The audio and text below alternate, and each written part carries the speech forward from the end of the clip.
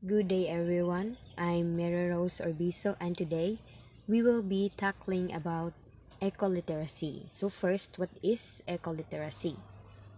Ecoliteracy is the ability to understand the organizations of natural systems and the processes that maintain the healthy functioning of living systems and sustain life on Earth. So, why is it important to study ecoliteracy, or why do we need to be ecologically literate? So, incorporating ecoliteracy into the school curriculum from an early stage will help to teach students about the environment, give children a sense of ownership over their environment, and develop intrinsic values regarding sustainability. So, we have to include ecoliteracy in our curriculum so that at an early age, we will be able to understand our environment, how does our environment work, how does it help us to live, and how will we care for our environment in order for our environment to sustain all our needs. So at the end of this lesson, the students are expected to explain ecoliteracy in developing a sustainable environment, discuss the seven principles of nature environmental, describe a green school, articulate how ecoliteracy can be integrated into the curriculum, practiced in the school and demonstrated in the classroom, draw relevant life lessons and significant values from a personal experience on initiating or participating in an environmental activity, analyze a research abstract on ecoliteracy and its implication to teaching learning process, and lastly, make a community service action plan on environmental care and protection. In many places, people are struck and devastated by various natural disasters, may it be locally, nationally, and globally. Thus, disaster preparedness and risk management have been the target of government and educational institutions through the various plans and programs. In this case, environmental awareness has to be reiterated and strengthened in schools and integrated in the curriculum. While everyone has to be oriented on taking care of and sustaining the environment through eco-literacy practices. Eco-literacy and sustainable development. Eco-literacy considers ecological systems and awareness of how society operates within natural aspects as an educational imperative. The basic principles of eco-literacy are good starting points to explore fundamental lessons that can be learned from nature for the reform of society. David Orr posited that by failing to include ecological perspective in education, students are taught that ecology is unimportant. Orr and Capra 1990 coined the idea of ecoliteracy as creating new emphasis on the need of education to integrate understanding of the interdependence between natural processes and human ways of life. So, from our introduction, ecoliteracy is the ability to understand the organization of natural systems and the processes that maintain healthy functioning of living systems and life on Earth. So, we need to understand that our way of living and our environment has this interconnectedness.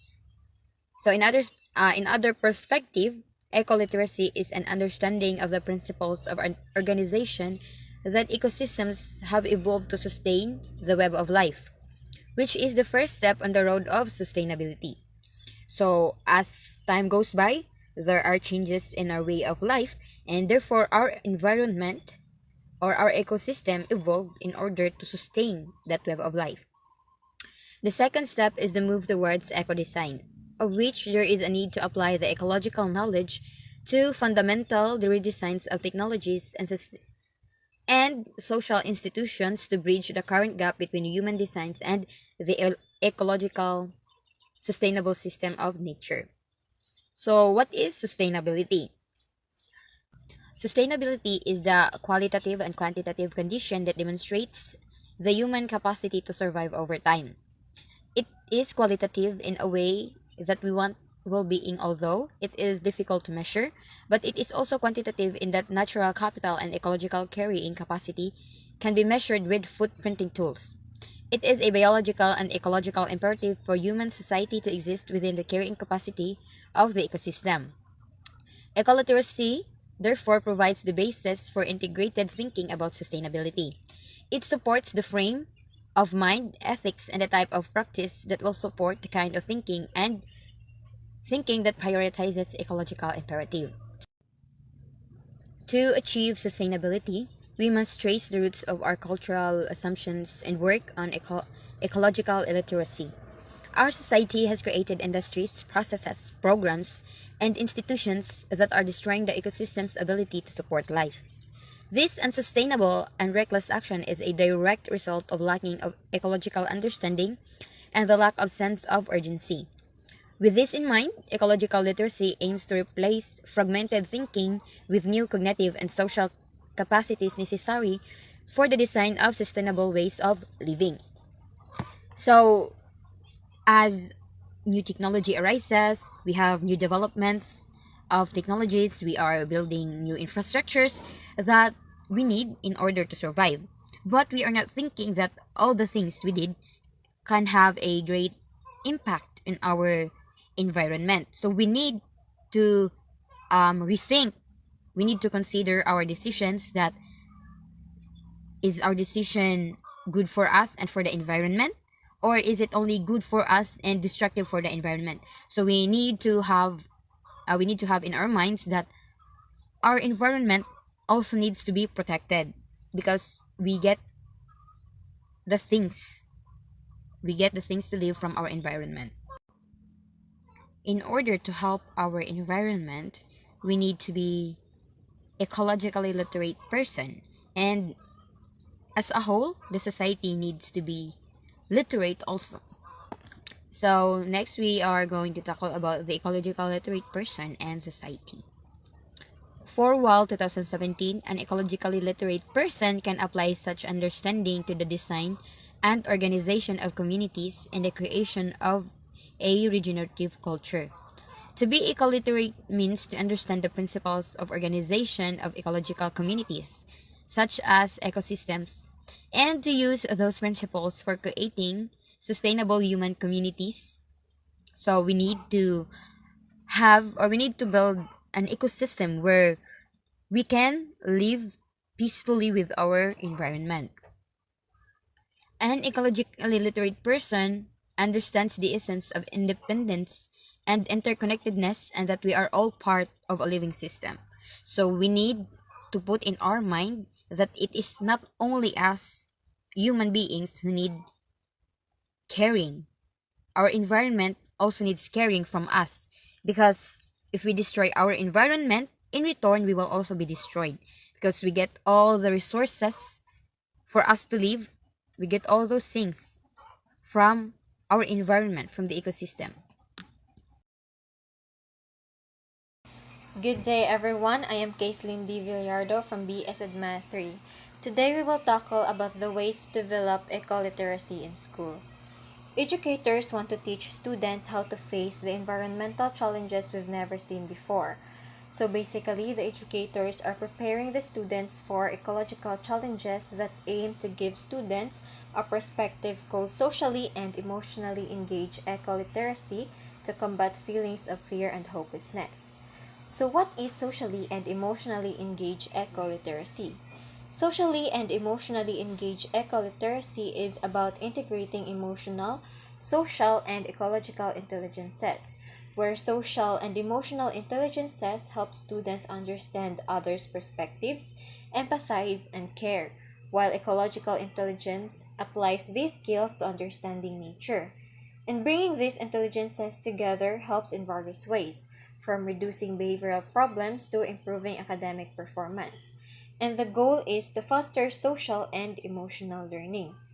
That is why the educators are encouraged to use age appropriate practices for students of all ages, starting from pre kindergarten, and it helps integrate emotional, social, and ecological intelligences to enhance cognitive and emotional abilities.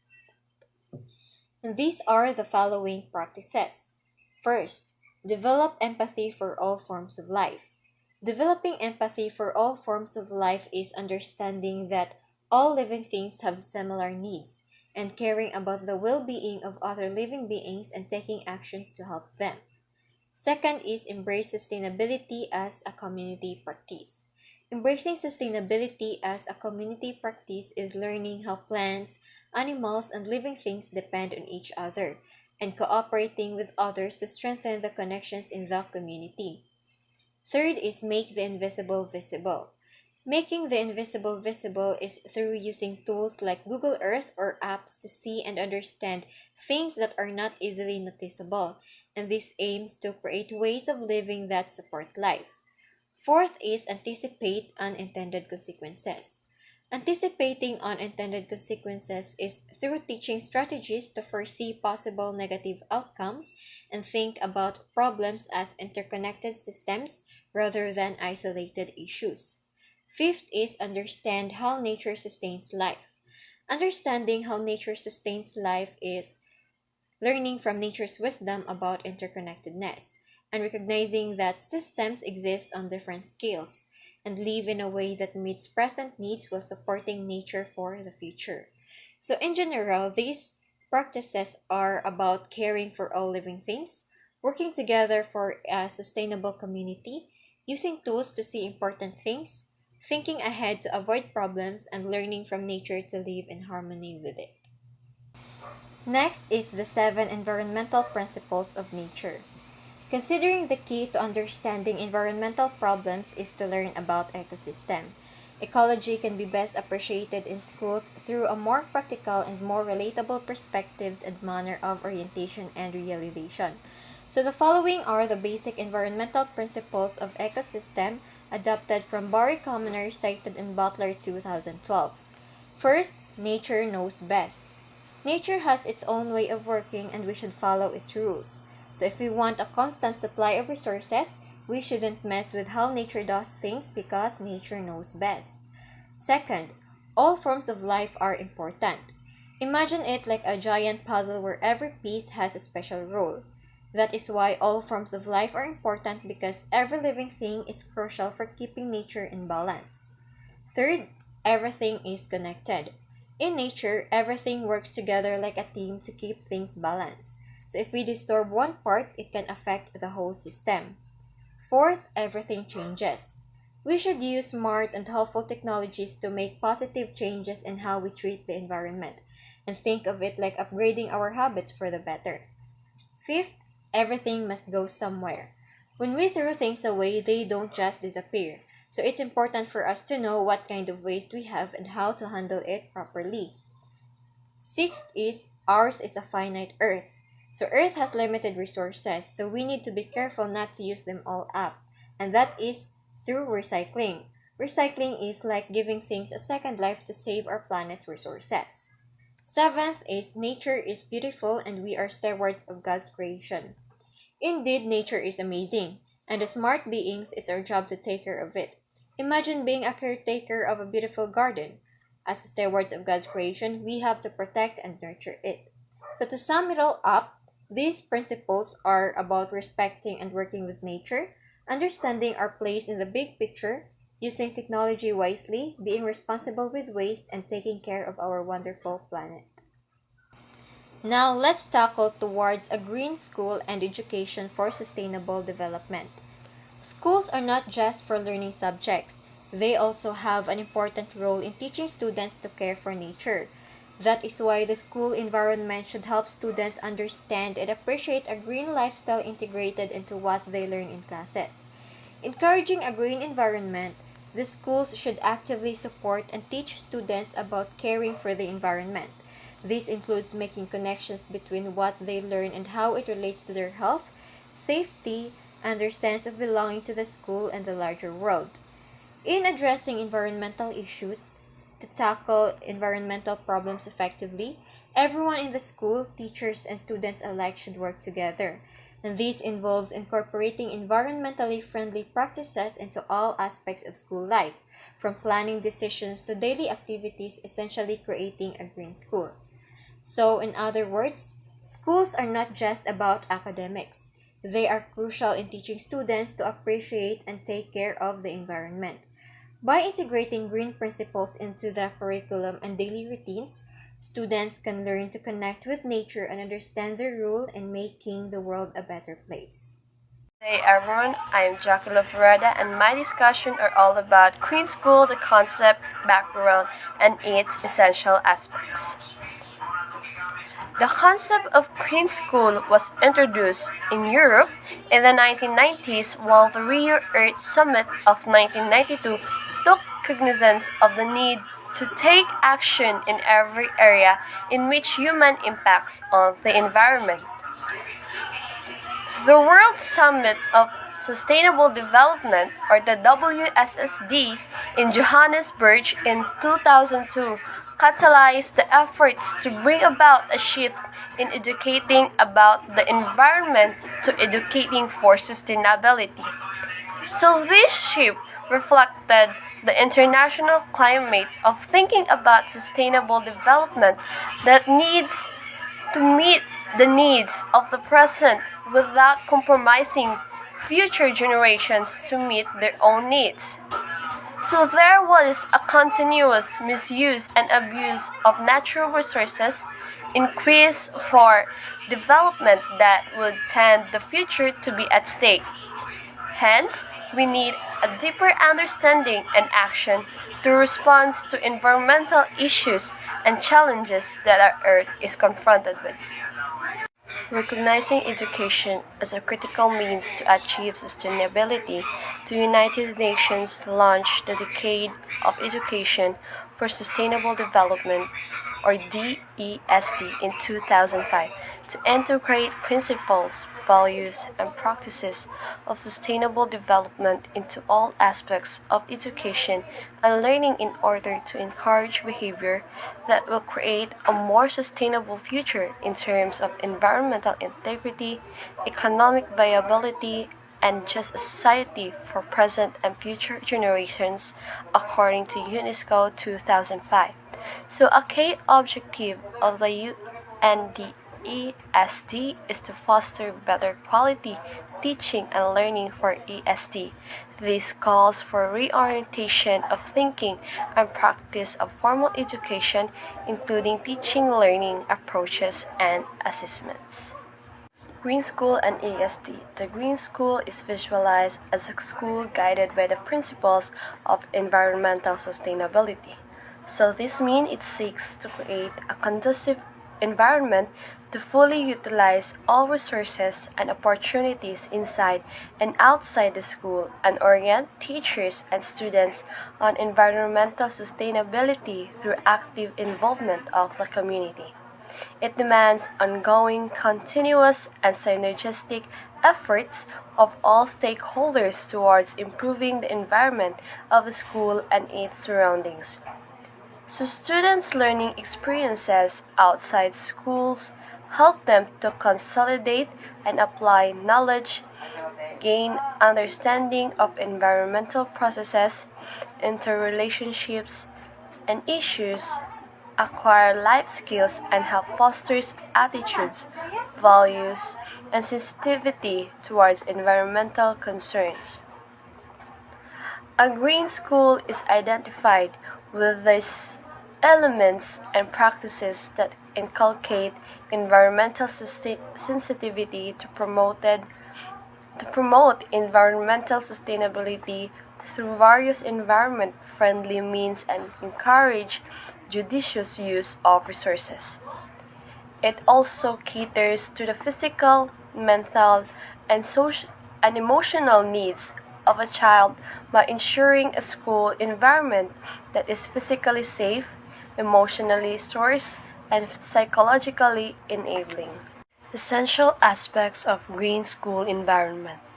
So the greenness of a school finds expression in various aspects of the environment. The green school has clean, healthy, protective, and green surroundings.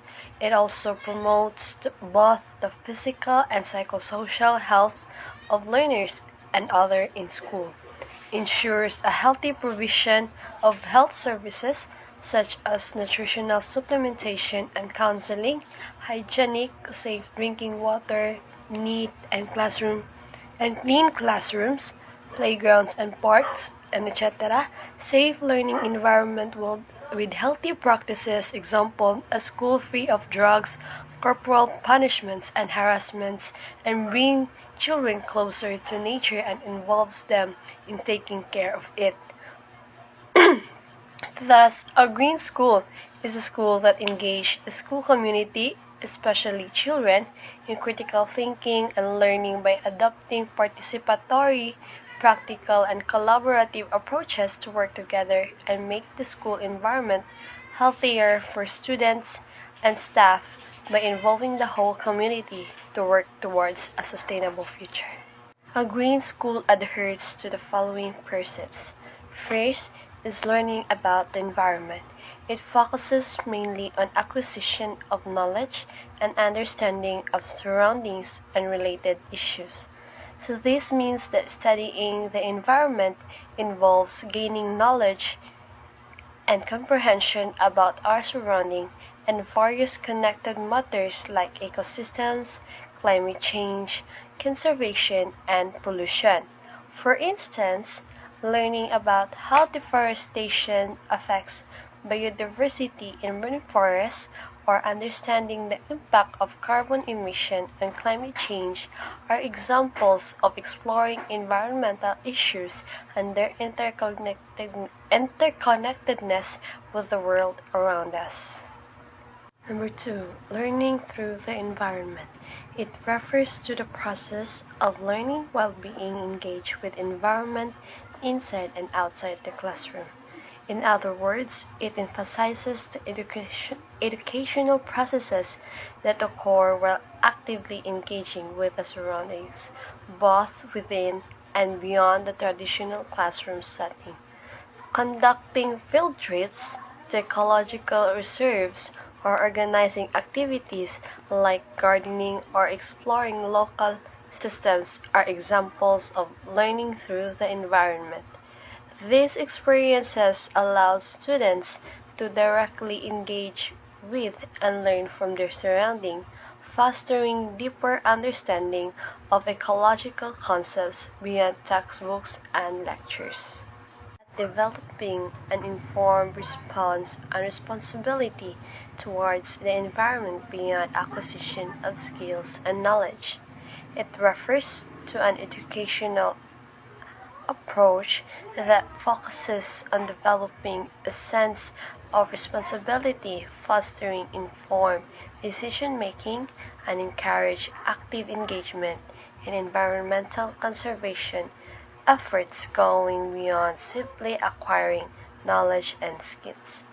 And examples for this would be a curriculum that only teaches students about renewable energy, but also encourage them to initiate and participate in school-wide projects to reduce energy consumptions, such as setting up solar panels or implementing recycling programs. So this approach also aims to instill a sense of responsibility and empowers individuals to take positive actions for the environment based on their acquired knowledge. Hi everyone, for today's lesson, we will talk about understanding green curriculum. Understanding green curriculum. For a curriculum to be green, it must include the following aspects. First, environment is encouraging multidisciplinary and dynamic, has scientific, social, economic, political, and technological dimensions. This ensures a comprehensive understanding of the environment and equips students with the knowledge and skills to address environmental challenges effectively. So, the second one is being holistic.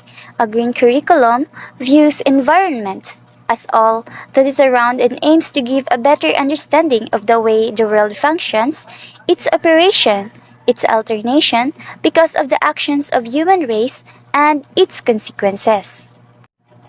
So it means a green curriculum takes a holistic perspective, viewing the environment as everything that surrounds us.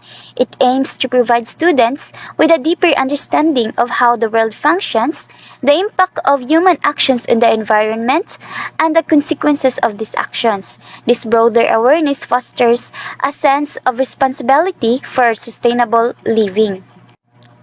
So the third one is it holistically addresses sustainability concerns such as protection and conservation of natural resources, traditions, culture and heritage, safety and security, physical and emotional assurance, health and sanitation issues, concern for equity and justice and interconnection between and among natural, physical and cultural environment. It means that a green curriculum goes beyond a traditional environmental education by addressing a range of sustainability concerns. So, this comprehensive approach prepares students to be environmentally literate and social responsible individuals. The fourth one requires a teaching learning approach where students are provided time and space to explore different phases of environment and interconnect them. It means a green curriculum adapts a teaching learning approach that encourages active engagement, critical thinking, and hands on experiences. So, this experimental learning approach promotes a deeper understanding of environmental issues and prepares students to become informed and proactive contributors to environmental sustainability. Then the last one is a green curriculum is a mutual concern of teachers and students. It means that a green curriculum is a shared concern of both teachers and students as it recognizes the importance of environmental education and sustainability for the well-being of present and future generations. Teachers plays a crucial role in imparting knowledge and fostering environmental awareness, while students actively engage in learning and taking actions toward a sustainable future. So in this next slide, we are going to talk about the creating a school. A green school is a school that creates a healthy environment conducive to learning while saving energy, environmental resources, and money. Therefore, a green school reduces environmental impacts and cost, improves occupants' health and performance, and increases environmental and sustainability literacy. So, in creating a green school involves designing and operating a school environment that promotes learning while prioritizing sustainability. A green school achieves this by implementing practices that reduce environmental impacts and costs, such as energy and resource conservation. Additionally, it focuses on improving the health and performance of its occupants by providing a healthy and conducive learning environment. Lastly, a green school aims to increase environment and sustainability literacy among students, fostering a deeper understanding of environmental issues and promoting responsible actions for a sustainable future. So now let's move on to characteristic of a green school. So a green, healthy and high performing are the characteristic of a green school that provides many benefits to students, teachers, parents and the community at large. So the first characteristic of the green school is it protects health. Schools built with more daylighting better than ventilation and healthy green building materials and points are healthier for students and staff. So a green school prioritizes health by incorporating features such as ample daylighting, improved ventilation and the use of healthy green building materials, benefiting the well-being of students and staff. Next is it increases students' performance. Students' test scores can improve up to 20% when students learn in green classrooms. So it means green classrooms have been shown to improve students' test scores by up to 20%, enhancing academic performance and learning outcomes. So the third one is it saves energy and money. Operating costs for energy and water in a green school can be reduced by 20% to 40%. So operating costs for energy and water in a green school leading to significant savings in resources and expenses. So the fourth one is it reduces carbon emissions. Green schools significantly reduce carbon dioxide emissions. So it means that green school play a crucial role in reducing carbon dioxide emissions, contributing to the mitigation of climate change and promoting environmental sustainability. So the fifth characteristic, it reduces water usage.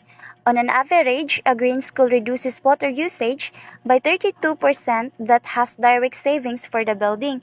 So green schools prioritize water conservation resulting in an average reduction of 32% in water usage, leading to direct savings for the building and promoting responsible water management. So, in the next characteristic of a green school is it improves teacher retention. A green school can reduce teacher turnover by as much as 5%, which improves students' learning and school community and can result in financial savings for the school. So, it means a green school can reduce teacher turnover by as much as 5%, leading to improved student learning, a stronger school community, and potential financial savings for the school. So the next characteristic is it improves daily attendance. It reduces absenteeism by 15%. So Green School have been shown to reduce absenteeism by 15%, creating a healthier and more engaging learning environment for students. So the eighth characteristic of our green school is it provides a unique educational opportunity. Schools can become teaching tools and important features of science, math, and environmental curriculum with green features. Advanced technology and designs in school are used to motivate students about learning real world applications of green technologies and using schools and schoolyards as living laboratories. So Green School can serve as teaching tools, integrating green features, advanced technology, and designs into the curriculum to inspire students and demonstrate the real-world applications of green technologies. So the next characteristic is it creates green jobs. Investing in creating green schools is an investment in green jobs, including green construction, building, product manufacturing, and green architecture. So it means investing in green schools contributes to the creation of green jobs, including those in green construction, building product manufacturing, and green architecture, fostering economic growth and sustainability. So the last characteristic of a green school is it improves equity. Greening public schools creates an opportunity to improve the health and educational settings for all students amidst diverse identities and needs. So greening public schools presents an opportunity to enhance the health and educational settings for all students, promoting equity and access to a safe and sustainable learning environment. Hello everyone. My topic is about the Green School Program, Philippine Environmental Perspective. But first, let us review what is Green School all about. Green School, it is an educational institution that focuses on ecoliteracy, which refers to the knowledge and understanding of ecological principles and sustainability. The school integrates environmental education into its curriculum, teaching students practical skills and empowering them to become environmentally conscious and actively engage in preserving the environment. Now let us proceed to the Green School Program, the Philippine Environmental Perspective. A dark green school, or the DGS, is a school that delivers dark environmental education through a simulation of the environmental philosophy with the students in formal lessons, as well as in activities outside the classroom. According to the Environmental Management Bureau, school must be clean and neat as evidence of good management and housekeeping. Call for green spaces, appropriate land use, planning, conservation of materials and energy, proper waste management, segregation, use of appropriate materials and avoidance of harmful ones, and respect to others' right to a smoke-free air. Have management policies and guidelines that would create a helpful and ecological campus. Have a well-planned environmental curriculum for all levels, adequately oriented and trained faculty, and administrative, library, and financial support. Have faculty and students who are aware of and appreciate the environmental program of the school. Reach out to an outside community to spread concern for Mother Earth and facilitate projects and programs that improve the environment. And lastly, engage in research that adds knowledge in the ways of nature and the impact of human activities. Now let us proceed to the ecological living practices. Sustainable ecological living is based on different sets of principles, and according to COPRA 2003, to assess the impact of our choices and actions, we need criteria from studying the basic facts of life as follows. The basic facts of life according to COPRA 2003. First, matter cycles continually through the web of life. Most of the energy that drives the ecological cycles flow from the sun. Third, diversity assures resilience. One species' waste is another species' food. And lastly, life does not take over the planet by combat, but by networking. The dimensions of sustainability describe the environmental impacts of our activities, the causes of which come from the socio-economic and political system of the society. The sustainable development entails three dimensions: the environmental, economic, and social. As what COPRA 2003 stated, living ecologically helps us understand how things are connected and dependent on each other. It starts by dealing with the reasons behind the harmful effects of the environment. The ecological living gives people the resources, understanding, and motivation to take meaningful actions towards creating a better world and future. Therefore, ecological living means to live in a way that respects and replenishes the carrying capacity of our planet, honors our interrelatedness with all expressions of life, enhances the qualitative aspects of our relationships, and brings forth the best of our human capacities for the co-creation of an ecologically sustainable and caring world. Smithsman 2014 mentioned practical suggestions on how we can support the change for sustainability through ecological living. In order to sustain outer actions for ecological living, it is helpful to remember and draw inspirations from the inner or personal development dimensions of ecological living. Now let us find out the inner and the outer ecological perspective. For inner ecology, we have the following. For number one, become a catalyst of change to help co-create a better world and future.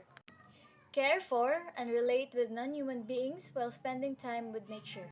Make the most of sustainability crisis that forces us to learn, dream, think, design, act, and relate in new ways.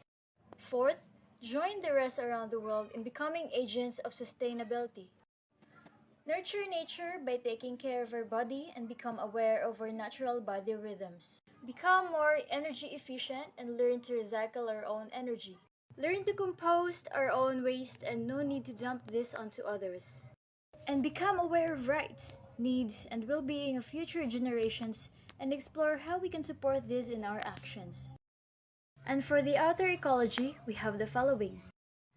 Educate ourselves about the resources that we, our family, and our organizations utilize to fulfill and sustain our needs. Reduce, reuse, repurpose, and recycle. Be aware of the real price of goods and services that we use.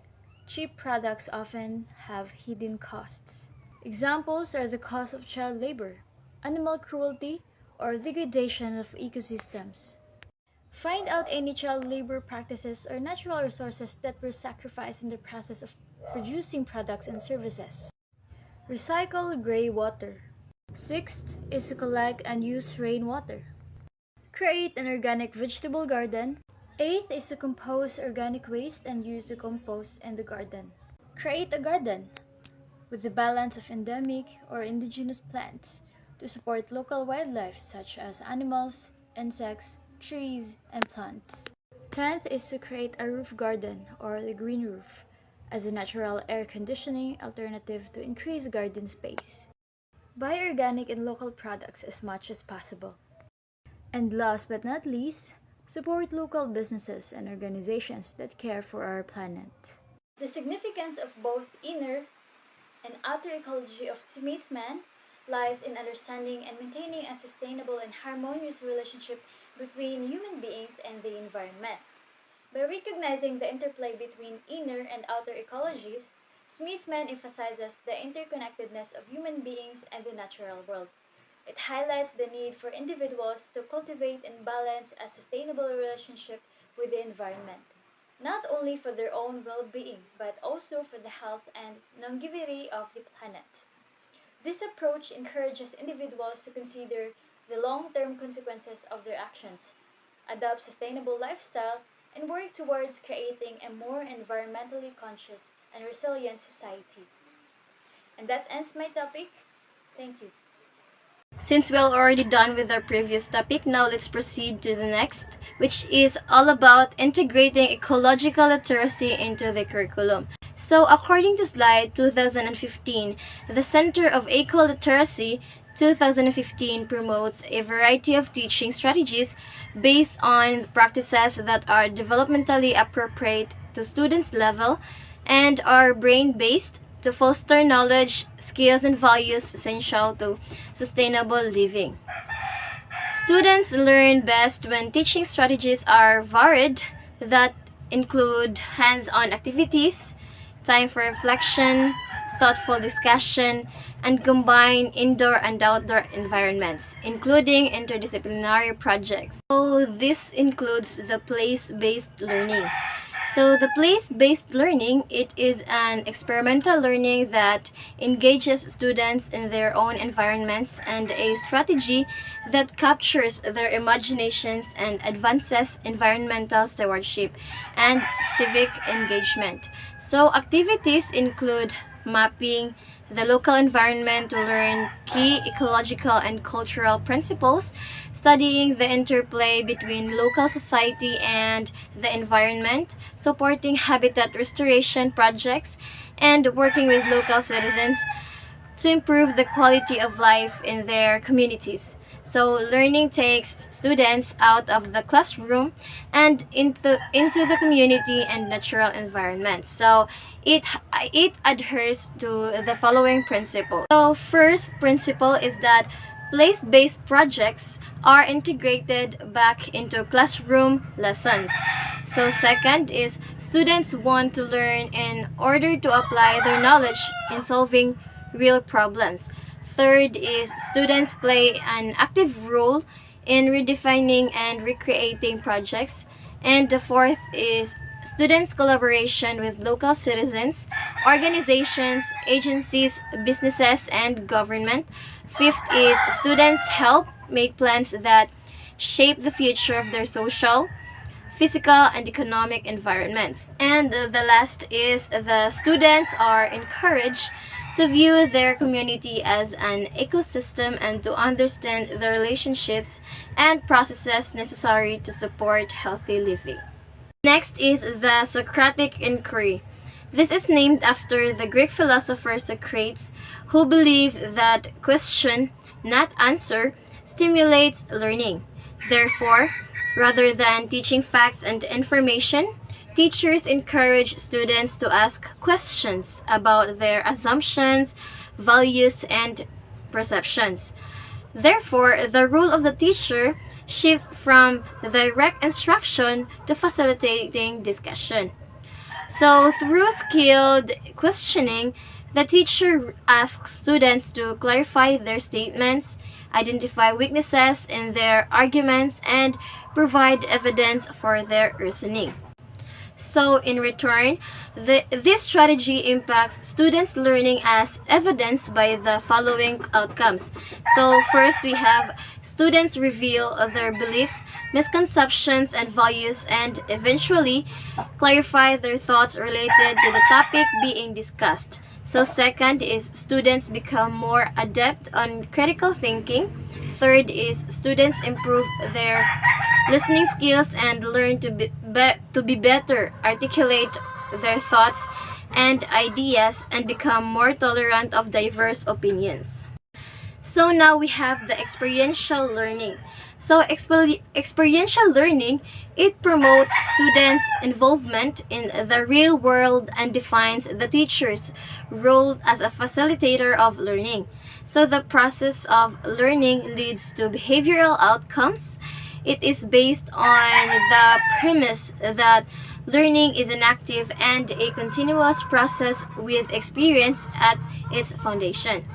So it goes along with the principles of learning associated with the environmental literacy. So one of the principles of experiential learning, it includes that experiential learning is vital to schooling for sustainability.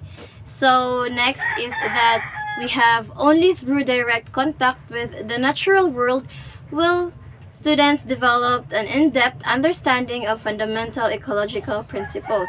So next is by working with others to solve real-world problems, they also develop skills at the heart of sustainable living.